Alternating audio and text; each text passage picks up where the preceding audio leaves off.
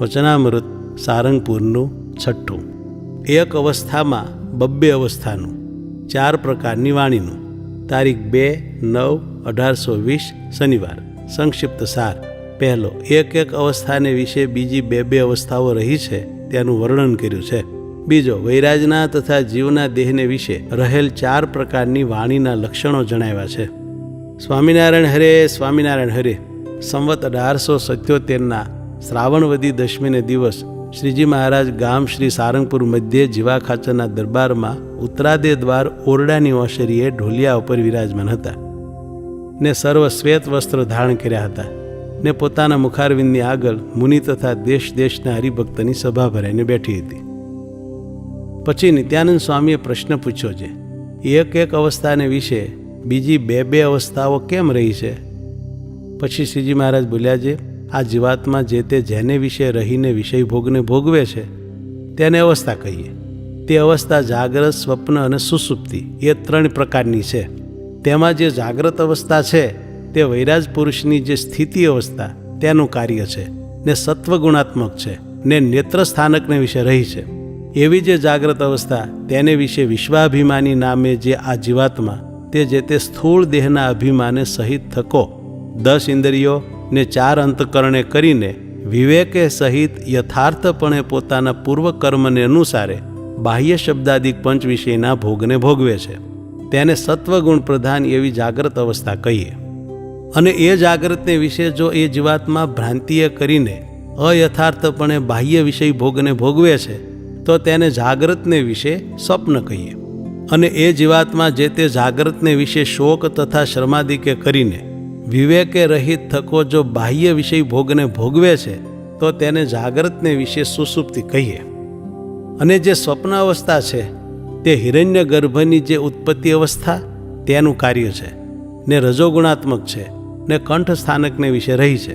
એવી જે સ્વપ્ન અવસ્થા તેને વિશે તૈજસા અભિમાની નામે જે જીવાત્મા તે સૂક્ષ્મ દેહના અભિમાને સહિત રહ્યો થકો ઇન્દ્રિયો અંતકરણે કરીને પૂર્વકર્મને અનુસારે સુખ દુઃખ રૂપ વાસનામય ભોગને ભોગવે છે તેને રજોગુણ પ્રધાન સ્વપ્ન અવસ્થા કહીએ.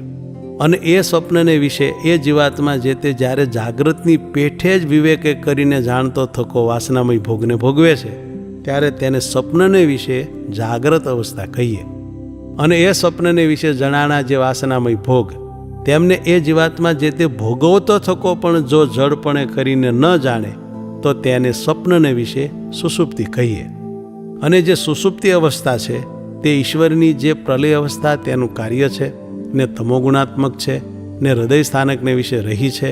એવી જે સુષુપ્તિ અવસ્થા તે જ્યારે એ જીવને આવે છે ત્યારે ઇન્દ્રિયો અંતકરણની જે વૃત્તિઓ તથા વિષય ભોગની વાસના તથા જ્ઞાતાપણું અને કર્તાપણું એ સર્વે કારણ દેહને વિશે લીન થઈ જાય છે. અને તે કારણ દેહનો અભિમાની જે પ્રાજ્ઞ નામે જીવાત્મા તેનું પ્રધાન પુરુષ રૂપ સગુણ બ્રહ્મના સુખ લેશને વિશે અતિશય લીનપણું થઈ જાય છે તેને તમોગુણ પ્રધાન સુષુપ્તિ અવસ્થા કહીએ.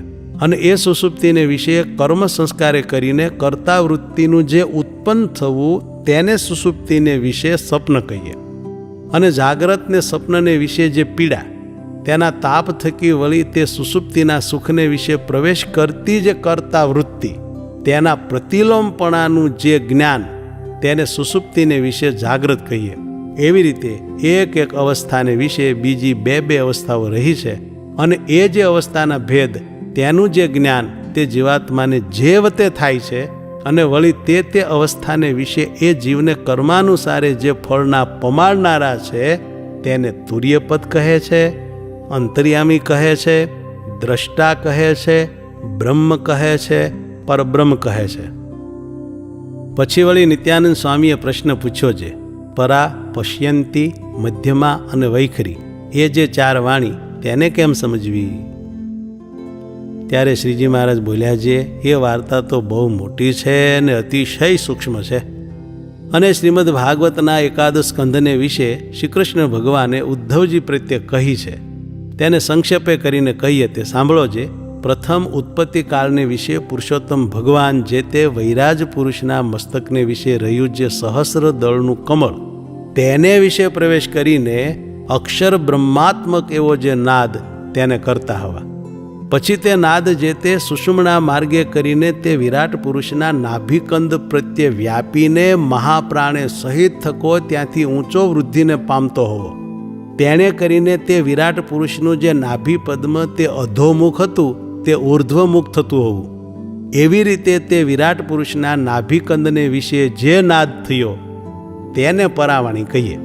અને તે પરાવાણી જે તે વેદની ઉત્પત્તિને અર્થે પોતે ભગવાને બીજ રૂપે કરીને પ્રકાશી છે, ને તેજના પ્રવાહરૂપ છે, ને અર્ધમાત્રા રૂપ છે.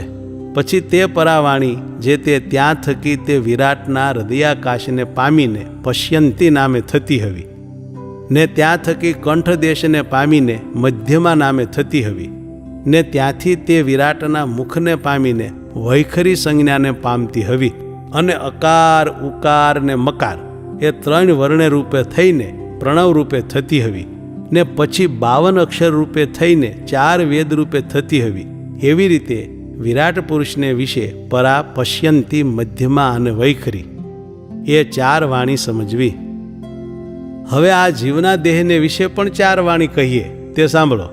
જે એના એ પુરુષોત્તમ ભગવાન તે જીવને વિશે અંતર્યામી રૂપે કરીને રહ્યા છે, ને એ જીવની જે 3 અવસ્થા તેને વિશે સ્વતંત્ર થકા અનુસ્યુત છે, એવા જે ભગવાન તે જ જીવના કલ્યાણને અર્થે પૃથ્વીને વિશે અવતાર ધારે છે.